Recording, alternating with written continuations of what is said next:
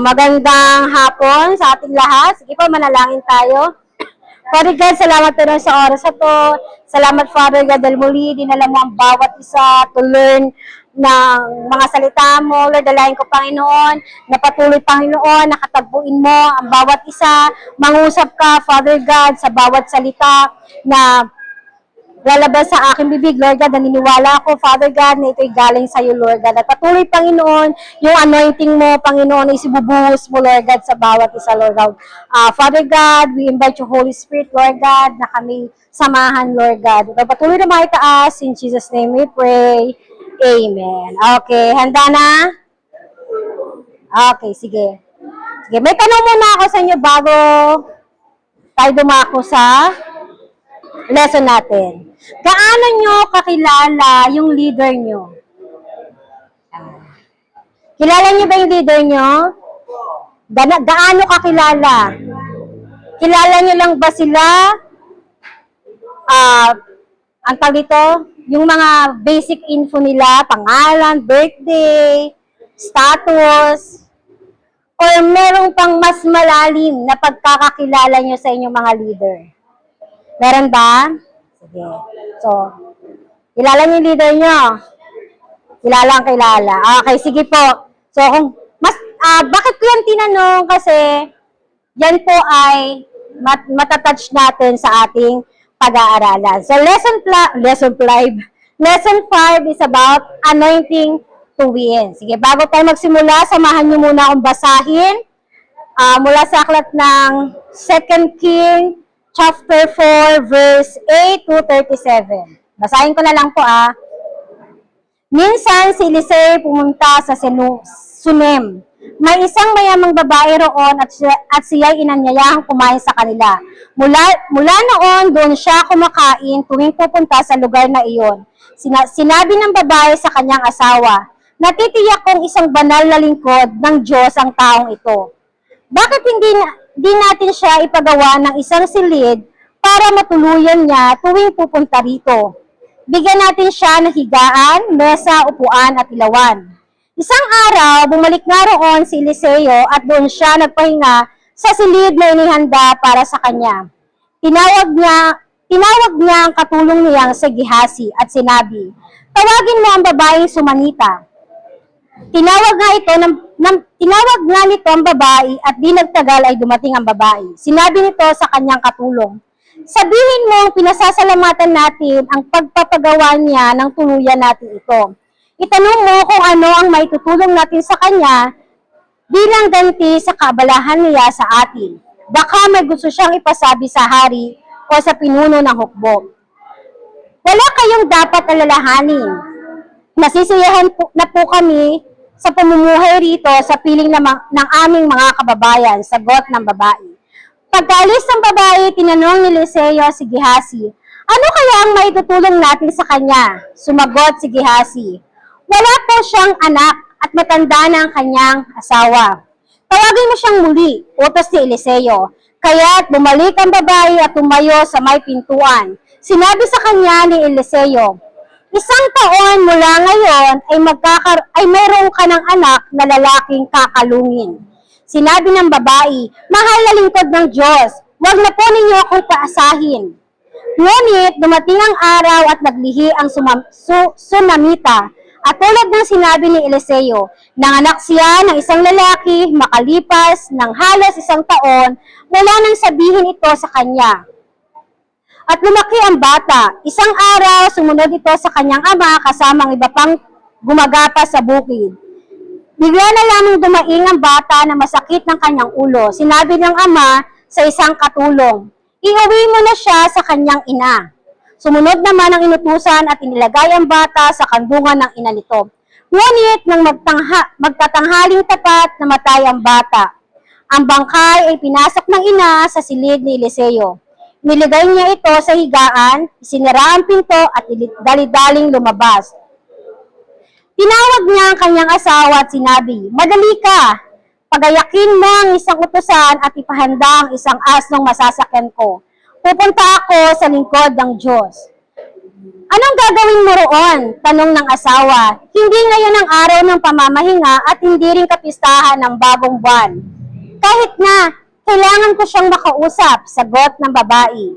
Nang maihanda na ang asno, dali-dali siyang sumakay at sinabi sa kanyang katulong, sige, pabilisin mo ang asno at huwag mong pababagalin hanggang hindi ko sinasabi sa iyo.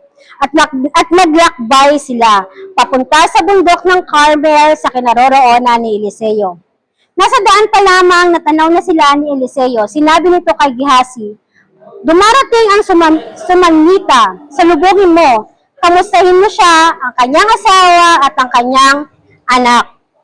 Nang kamustahin ni Gehazi, sumagot ang babae, mabuti po. Paglapit niya kay Eliseo, nagpatira pa ang babae at inawakan ang mga paa ni Eliseo. Itutulak sanang palayo ni Gehazi ang babae, ngunit sinabi ni Eliseo, pabayaan mo siya, tiyak na may malaki siyang problema. Hindi pa lamang ipinapaalam sa akin ni Yahweh. Sinabi ng babae, humingi ba ako sa inyo ng anak? Hindi ba sinabi kong huwag na ninyo akong paasahin? Nilingon ni Eliseo si Gehazi at sinabi, magbalabal ka, dalhin mo ang aking tungkod at tumakbo ka. Kapag may nakasalubong ka sa daan, huwag mong babatiin. Kapag may bumati sa iyo, huwag mong papansinin. Tumuloy ka sa bahay nila at ipatong mo ang tungkod sa mukha ng bata. Sinabi ng Sumamita, saksi si Yahweh ang Diyos na buhay. At hanggat buhay ka, hindi ako aalis nang hindi ka kasama. Pagkasabi nito, lumakad siyang papalabas ng bahay, kaya tumindig na si Eliseo at sumunod sa kanya. Samantala, nauna si Gehazi sa bahay ng Sunamita at ipinatong sa bangkay ng bata ang tungkod ni Eliseo. Ngunit walang palatandaang ito'y mabubuhay. Kaya, bumalik siya at sinulubong si Eliseo at sinabi niya, hindi po nagising ang bata. Nagtuloy si Eliseo sa kanyang silid at nakita niya bangkay sa kanyang higaan. Isinira niya ang pinto at nanalangin kay Yahweh.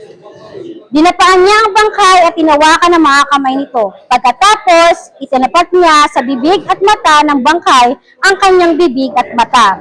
At unti-unting uminit ang bangkay. Tumayo si Eliseo at nagpabalik-balik sa loob ng silid. Muli niyang dinapaan ang bangkay at ang batay bumahing ng 7 beses saka dinilat ang mga mata. Pinatawag niya kay Gehazi ang Sunamita at nang pumasok. Sinabi niya, kunin mo na ang iyong anak.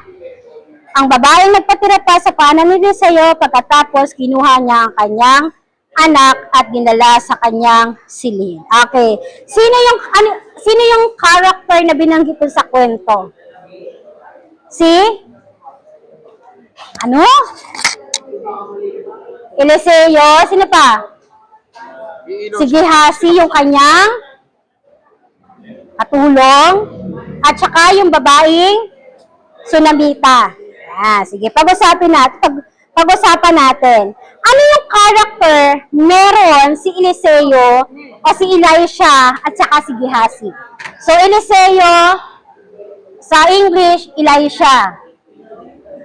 Yan. So, ano yung character na meron yung dalawa? Si Eliseo, tsaka si Gehazi. Eliseo, Gehazi. Si Eliseo, ano yung character na meron siya? Base dun sa binasa nating talata. Walang nakinig, ang haba-haba ng binasa ko. Namalatta ako. Joke. Sige, dali. Ano yung character na meron si Eliseo? Ha? Mabait. Lakas nyo naman. Ay, nakakapagpabuhay ng patay. Diba? Eliseo na sila. Ito yung si Gehazi. Yan. So, mabait. Kabuhay ng patay. Ano pa? Sige, anyone pwede sumagot. Mataas ang pananalig. O, si Gehazi naman. Si Gehazi, ano yung character na meron siya? Paano nyo siya i-define? I-describe? Si Gehazi, siya yung katulong ni Eliseo. yung kanyang alipin.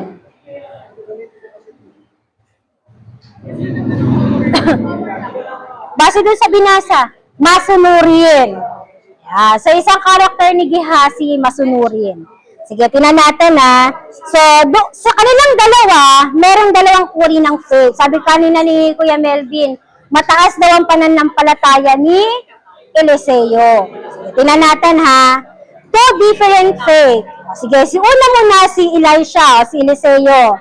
Elisha had faith to ask big things from God. So, mataas talaga yung kanyang pananampalataya para humingi sa Panginoon. Hindi lang basta simple, kundi big things. Pangalawa, meron siyang faith to do miracles. Diba? Ano ba yung miracles na nagawa niya? Sa pamamagitan ng kanyang pananampalataya. Yan, nabuhay niya yung patayong anak no Sunamita. At pangatlo, Elisha or si Eliseo believed and he never doubt. Naniniwala siya at never siyang, ano ibig sabihin ng doubt? Duda. Hindi siya naniniwala siya, walang pagdududa. So si Gehazi naman, sabi ni Kuya Hari, masunurin. Tama naman. So si Gehazi, he just follow what Elisha instructed. Diba? Kung ano lang yung sinabi ni Elisha, yun lang yung kanyang susundin. Yun lang yung ginawa niya. Diba sabi, pumunta ka dun sa bahay na Sunamita. Ano yung sinabi niya instruction niya? Ipatong yung tungkod ni Eliseo doon sa bangkay. O, ginawa niya lang. Yes. Pangalawa, yung faith na meron si Gehazi, he had poor faith. Napakababaw. Diba? Lack of power. Ibig sabihin, walang kapangyarihan yung faith na meron si Gehazi. Okay? So, sabi nga dito, soul winners must know what they are facing. Diba? Tayo, diba? We are all soul winners. Tama? Diba? Ano ba yung win-win natin? Diba nga mga kaluluwa na dinadala natin kay Kristo para makakilala sila. So, kapag tayo daw, kailangan, alam daw natin kung ano yung kakaharapin natin. Tama? So, sabi kanina, di ba, hindi dapat tayo pinanghihinaan ng loob.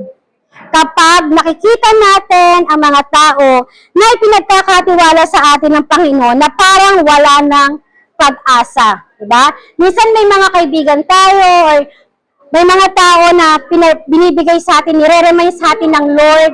Yung parang minsan parang ayaw mo na agad. Bakit? Kasi nakikita mo siya parang lugmok na lugmok. Hindi niya kayang tulungan yung sarili niya. Kaya ikaw, nawawalan ka na rin ng pag-asa. Pero dapat daw, bilang soul winners, alam daw natin yung dapat natin kaharapin. Yan. So, hindi daw tayo dapat magpakita ng kahinaan. Yeah, but instead of being hopeless, so kaysa maging hopeless tayo, dapat po mas sipagan pa natin na mabahaginan sila ng salita ng Diyos to bring the news of salvation. So kapag nakikita natin yung mga tao na patuloy na nire-remind sa atin ng Panginoon na parang hopeless na sila, wala ng pag-asa, yung taong to hindi na ito magbabago, dapat daw hindi tayo panghihinaan ng loob. Bagkus, mag-persevere pa tayo. Mas lalo pa tayo magsisipag na panalangin sila na at sharean sila ng salita ng Panginoon. So sabi dito, be like Elisha. Maging katulad daw tayo ni Elisha. Bakit? He knew exactly kung ano ang gagawin niya. Diba?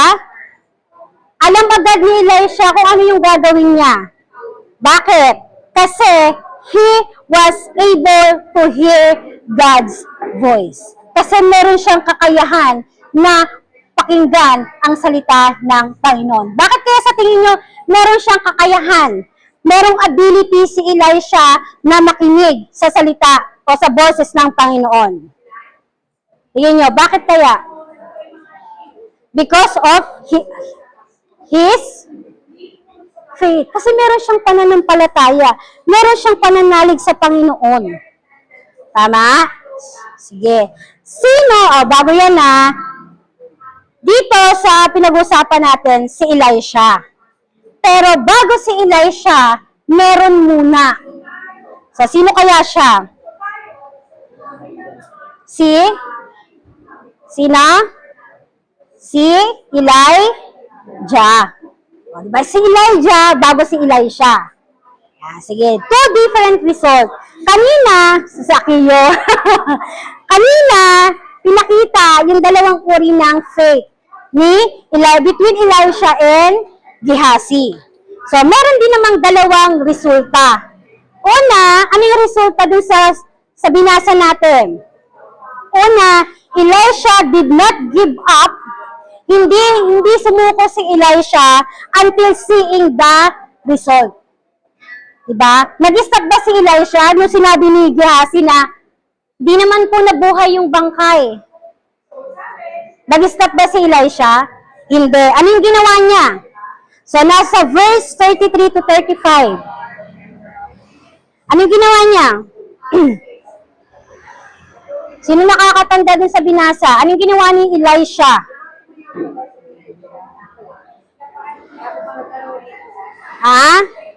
So, siya ay pumunta sa kwarto.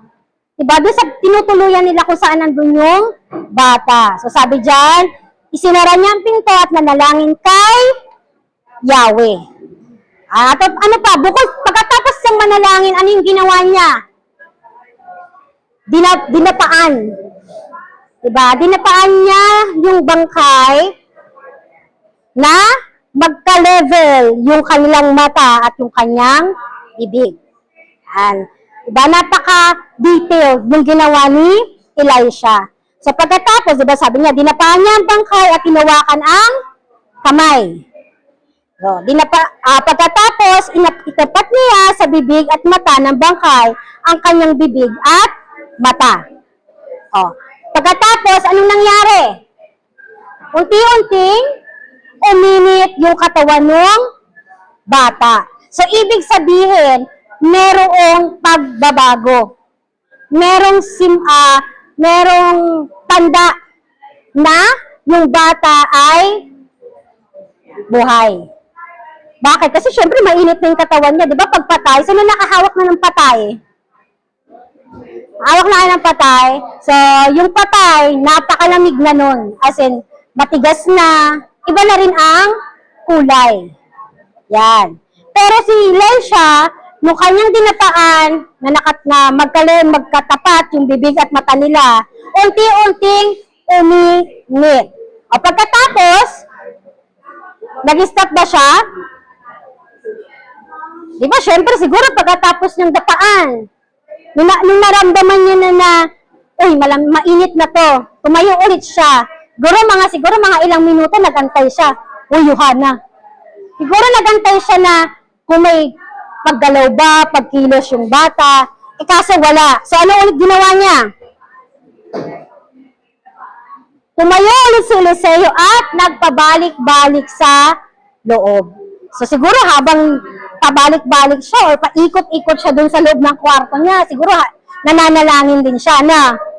Yan. Tapos, ano sunod na ginawa? Dinapaan niya uli. So, pagkadapaan niya, ilang beses daw bumahing? 7 beses bumahing ang bata, tsaka idinilat ang kanilang mga mata. Diba? So dito, hindi sumuko si Elisha hanggat hindi niya nakikita yung resulta. Ano ba yung resulta? Yung nabuhay yung bata. Pero si Gehazi, ano kayong ginawa ni Gehazi? Ano yung resulta nung pagsunod ni Gehazi? Kung si Elisha, hindi siya nag-give up hanggat hindi niya nakikita yung resulta, si Gehazi naman, he simply give up after trying one time. Kasi sabi lang ni Eliseo, ipatong mo yung tungkod. O, nung pinatong niya yung tungkod, wala naman, okay, alis na ulit ako. Siguro ganun ang ginawa niya, na wala lang. Isang beses, hindi man lang Hindi man lang niya sinubukan na, o yung kabilang bahagi naman ng tungkod, o yung mga ganon, once na lang ginawa. Kung ano yung sinabi ni Eliseo, yun lang ang kanyang ginawa. Diba? Nakikita niyo yung resulta ng dalawang pagsunod. Nakikita? Ano nyo ba? Na-visualize nyo ba? Yan. So, sabi ko dito kanina, sabi ko, diba, after Elisha, meron pang nauna. Diba? Bago si Elisha, merong nauna sa kanya. Sino yun? Si Elijah. So, sino ba si Elijah? Elijah followed Elijah's footstep. Believe in the same God. So, sinundan ni Eliseo yung ginagawa ni Elias. Yan. Elijah sa Tagalog ay Elias. Okay? O, sige, basahin natin. First King, saan nalalalamunan ko? First King, verse 17 to 24. Yan. So, binuhay ni Elias ang anak ng byuda. Tingnan nyo ha, kung same scenario ba ha, kung parehas ba ng sitwasyon yung meron si Elisha at saka si Elijah. O, binuhay ni Elias ang anak ng byuda. Hindi nagtagal at nagkasakit ang anak ng byuda. Lumubha ang sakit ng bata hanggang sa ito'y mamatay. Kaya't sinabi ng babae kay Elias, ano ikagagalit ninyo sa akin, lingkod ng Diyos? Naparito ba kayo upang ako'y sumbatan sa aking mga kasalanan at patayin ang aking anak?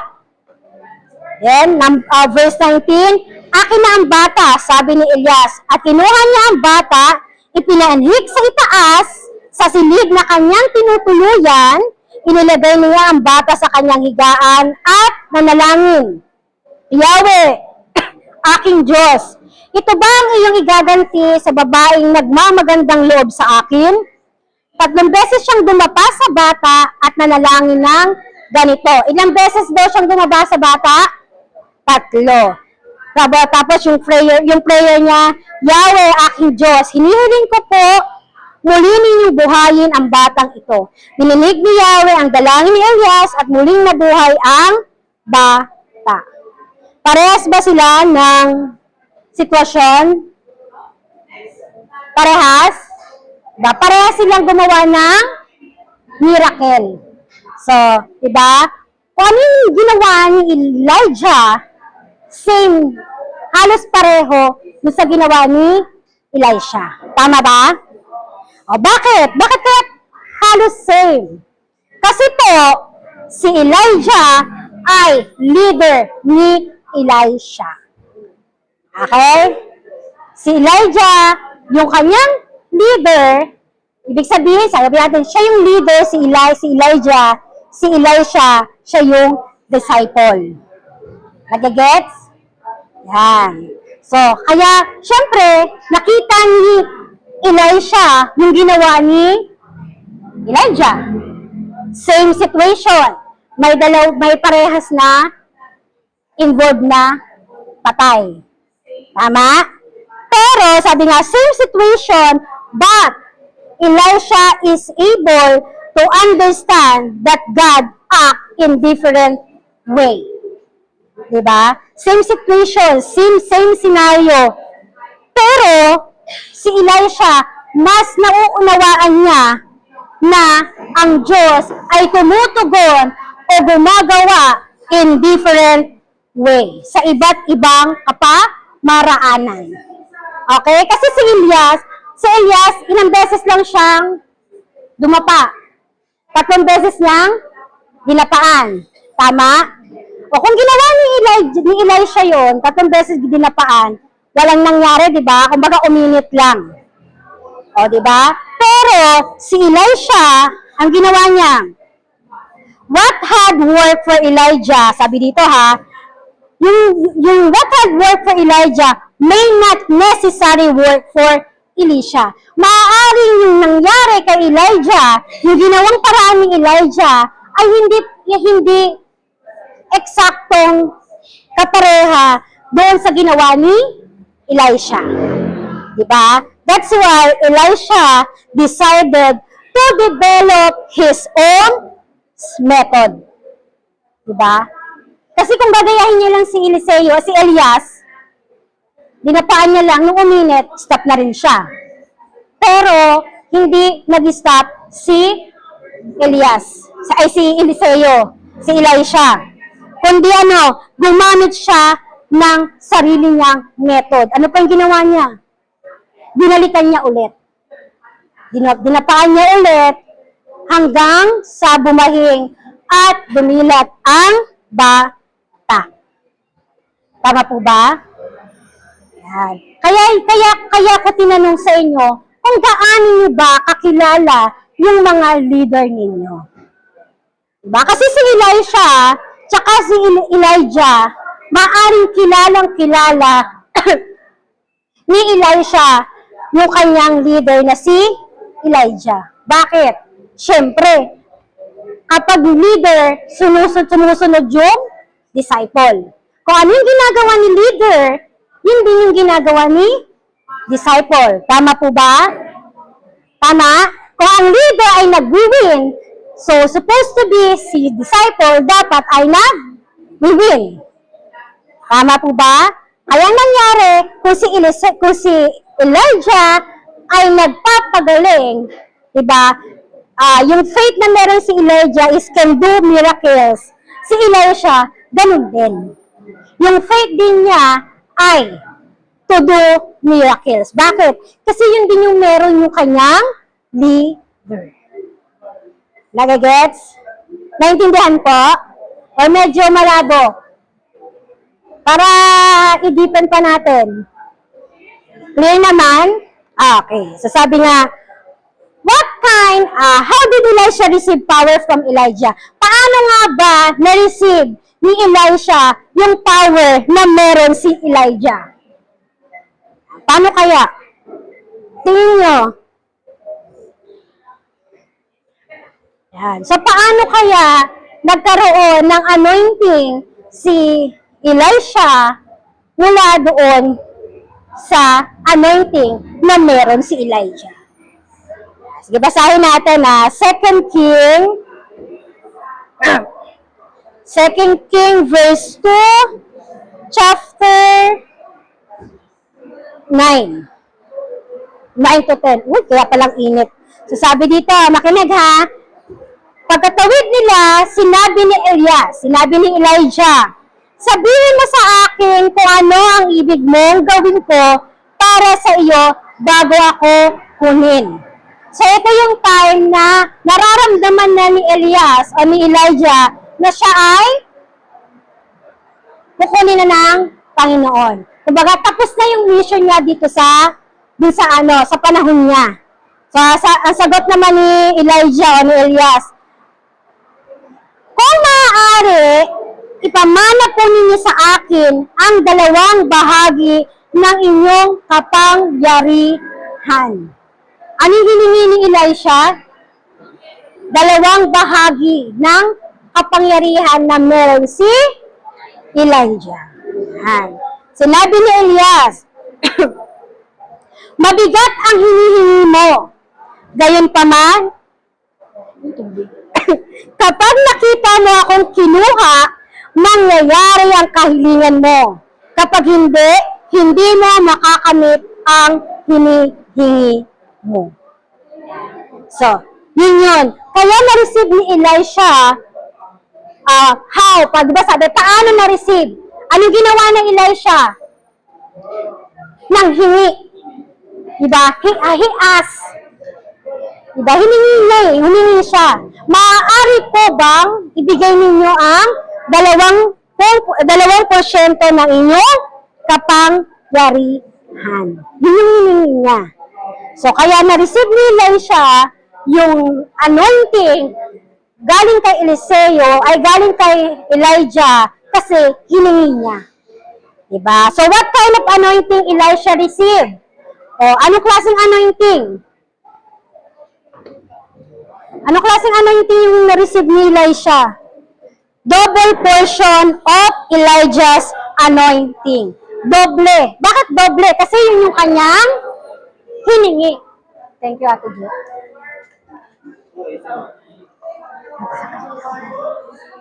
Diba? Kung ano yung hiningi ni Elisha, yun yung kanyang nakuha. Diba? So ano yun? Ano klaseng anointing? Power and authority. Diba? Nagkaroon ng authority si Elisha to heal. Magpagaling. To do miracles. Diba? Ay ano naman yung power?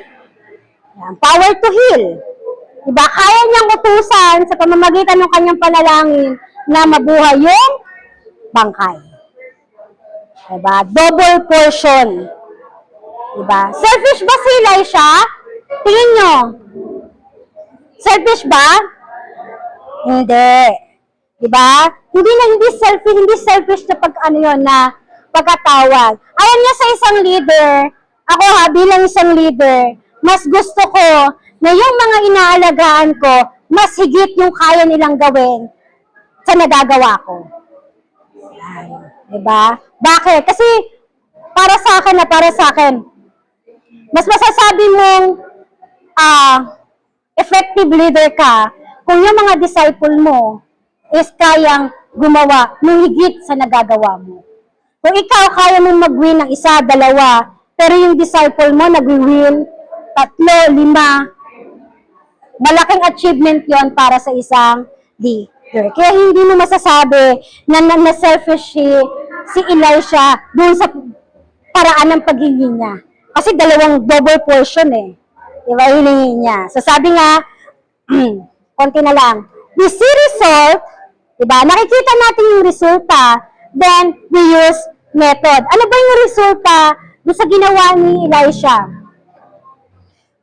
Victory and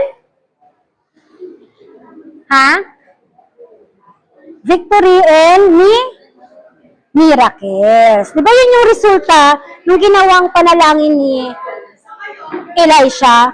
So ano yung method na ginamit niya? Anong method yung ginamit ni Elisha? Na meron din si Elijah. Yung kanyang faith. So, yun lang naman yun Ang method na dapat na meron tayo is yung faith natin. Gaano ba kalakas yung pananampalataya mo sa Panginoon na kaya mong gawin yung mga bagay-bagay sa pamamagitan ng Panginoon. Sa tulong ng Panginoon. Sabi dito, be like Elisha. So, maging Elisha daw tayo. Bakit? Don't be afraid to ask. Huwag tayong matakot na humingi. Diba? Huwag matakot humingi. Diba? Kagaya niya, nung tinanong siya ni Elijah, ano ba yung gusto mong gawin ko? Diba? Hindi siya natakot, di siya nag-atubili na sabihin na bigay mo, maaari mo bang ibigay yung 2 bahagi ng iyong kapangyarihan. So, dapat ganun tayo. Huwag tayong mahiya, huwag tayong matakot na humingi sa Panginoon. Lord, natatakot ako pero bigyan mo ko ng faith na mas higit pa sa faith ko ngayon. Diba? Kailangan yung level ng faith natin, everyday, nag-i-increase. Tumataas. Diba? So, ang tanong, dito na po ako magtatapos So, ang tanong po kanina, gaano nyo kakilala yung leader nyo? Sige nga, isipin nyo nga, bibigyan ko kayo ng 10 segundo para, gaano ko ba kakilala yung leader ko? Kilala ko lang ba siya? Personally? Pangalan? Yung mga, bibliography, tama ba? Diba? Yung very, yung detalye niya lang. Or, meron pang higit na mas malalim akong pagkakakilala sa kanya. At ang huling tanong, anong anointing ng leader mo ang nais mong magkaroon ka ng higit sa kanya? Yan. Kung kilala niyo yung leader niyo, alam niyo kung ano yung strength niya. Tama? So, anong anointing ng leader mo ang nais mong magkaroon ka ng higit sa kanya? So, pag uwi sa bahay, bago matulog, siguro, ayan, pag nilay-nilayay mo yung katanungan kong ito, ano nga ba yung anointing na gusto kong makuha? Na meron yung leader ko, na gusto ko mas higit pa sa kanya yung anointing na ma-receive ko. Ayan lamang po, magandang hapon.